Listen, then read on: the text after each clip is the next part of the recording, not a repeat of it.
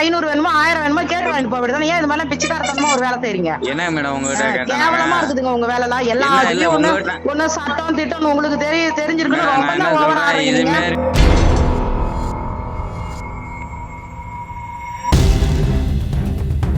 துணை வட்டார வளர்ச்சி அலுவலர் திருமதி அந்தோணியம்மாள் அவர்கள் வந்து ஃபோன் செய்து என்னை வந்து மிரட்டும் தோணியில் பேசியிருக்காங்க. நீங்கள் ஏன் இவ்வளோ பிச்சைக்காரத்தை கீழ்த்தரமாக நடந்துக்கிறீங்க? 500 1000 வேணும்னா வந்து வாங்கிட்டு போக வேண்டியதானே?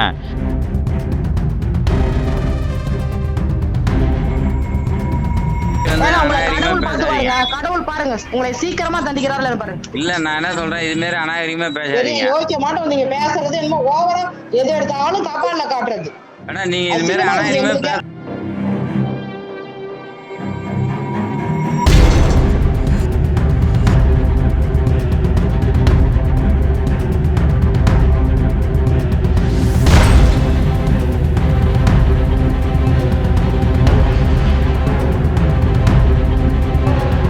ஆவணங்களுக்கு வந்து கட்டணம் செலுத்த சொல்லி தகவல் சொல்லியிருந்தாங்க. அந்த கட்டணத்தையும் முறையாக செலுத்தி தகவல் கேட்கும் பொழுது எனக்கு நீண்ட நாட்கள் ஆகியும் தகவலை வந்து கொடுக்கல.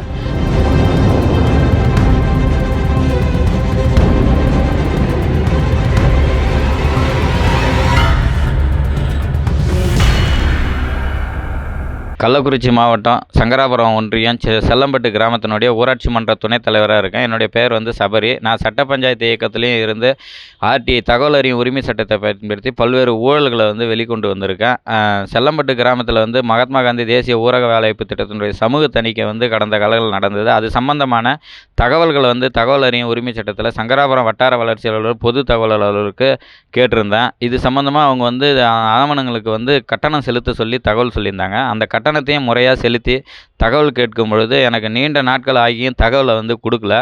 ஸோ அதனால் வந்து நான் என்ன பண்ணேன், என்னுடைய சேவை குறைபாட்டை கருதி நான் வந்து சட்டப்படியான அறிவிப்பு வந்து பொது தகவல் அலுவலருக்கு செஞ்சேன். நீங்கள் வந்து எனக்கு தகவல் தராதால் வீண் அலைச்சலும் மன உளைச்சலும் ஏற்பட்டிருக்கு. இதுக்கு 2 லட்ச ரூபாய் நஷ்டஈடும் எனக்கு நான் கேட்ட தகவல்களையும் எனக்கு தரணும்னு சொல்லி கேட்டிருந்தேன். இல்லைனா நுகர்வோர் கோர்ட்டில் வழக்கு தொடுப்பதாக வந்து சட்ட அறிவிப்பு செய்திருந்தேன். இந்த அறிவிப்பை கண்ட பொது தகவல் அலுவலர் திருமதி வட்டார வளர்ச்சி அலுவலர் துணை வட்டார வளர்ச்சி அலுவலர் திருமதி அந்தோணியம்மாள் அவர்கள் வந்து ஃபோன் செய்து என்னை வந்து மிரட்டும் தோணியில் பேசியிருக்காங்க. நீங்கள் ஏன் இவ்வளோ பிச்சைக்காரத்தை கீழ்த்தரமாக நடந்துக்கிறீங்க? 500 1000 வேணும்னா வந்து வாங்கிட்டு போக வேண்டியதானே? இப்படிலாம் வந்து தபால் போடுவீங்களா? உங்களுக்கு சட்டம் தெரியுதுன்னா எதை வேணாலும் செய்வீங்களா? உங்களால் என்ன பண்ண முடியும்? அப்படின்ற மிரட்டும் தோணியில் பேசியிருக்காங்க. ஒரு அரசு அலுவலர் வந்து இவ்வாறு மிரட்டும் தோணியில் பேசுவது வந்து ஒரு ரொம்ப மன உளைச்சலையே இப்போ சமூக ஆர்வலருடைய பெரும் பரபரப்பையும் மன உளைச்சலையும் ஏற்படுத்தியிருக்கு. இதனால் வந்து சம்மந்தப்பட்ட நம்மளுடைய மாவட்ட ஆட்சியர் வந்து இதை உடனடியாக தலையிட்டு ஒரு அரசு அதிகாரி வந்து இவராக பேசுனதை அவருடைய அரசு பணியாளர் நன்னடத்தை விதியின் கீழே வந்து 17B கீழே வந்து அவங்க மேலே நடவடிக்கை எடுக்கணும் அப்படின்றது சமூக ஆர்வலருடைய கோரிக்கையாக நாங்கள் வைக்கிறோங்க. ஹலோ, என்ன ஏதோ தபால்லாம் 2 லட்சம் அபராதம் கூட ஏதோ கொடுன்னு தபால் அனுப்பிச்சிருக்கீங்க, என்ன விஷயம்? அது கன்சியூமர் கோர்ட்ல இது பண்ண போதும் மேடம். தகவலை கொடுக்கல. அது அந்த சிடி கேஸ்ட் கேட்டேன் கூட்டத்துக்கு.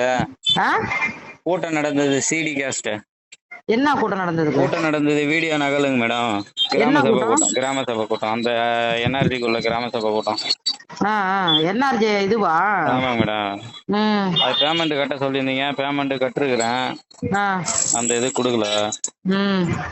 ஏங்க இதே மாதிரியே பண்ணிட்டு இருக்கீங்க நீங்க? என்ன மேடம் ரொம்ப நல்லவர் மாதிரி நடிக்கிறீங்க வந்துட்டு அப்புறம் இல்லாத இதெல்லாம் பண்ணிட்டு கடவுள் உங்களுக்கு நல்ல தண்டனை கடவுள் கொடுக்குறாரு இல்லையான்னு பாருங்க. ஏன் இந்த மாதிரி எல்லாத்தையும் போட்டு அலக்கழிச்சுட்டு உட்காந்துருக்கீங்க நீங்க?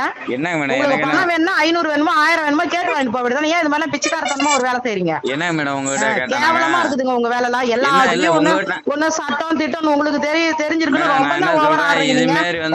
கடவுள் பாத்துவாங்க. கடவுள் பாருங்க உங்களை சீக்கிரமா தண்டிக்கிறாரு. இல்ல நான் என்ன சொல்றேன், இது மாதிரி அநாகரிகமா பேசாதீங்க. யோசிக்க மாட்டோம். நீங்க பேசுறது என்னமோ ஓவரா எது எடுத்தாலும் தப்பால காட்டுறது.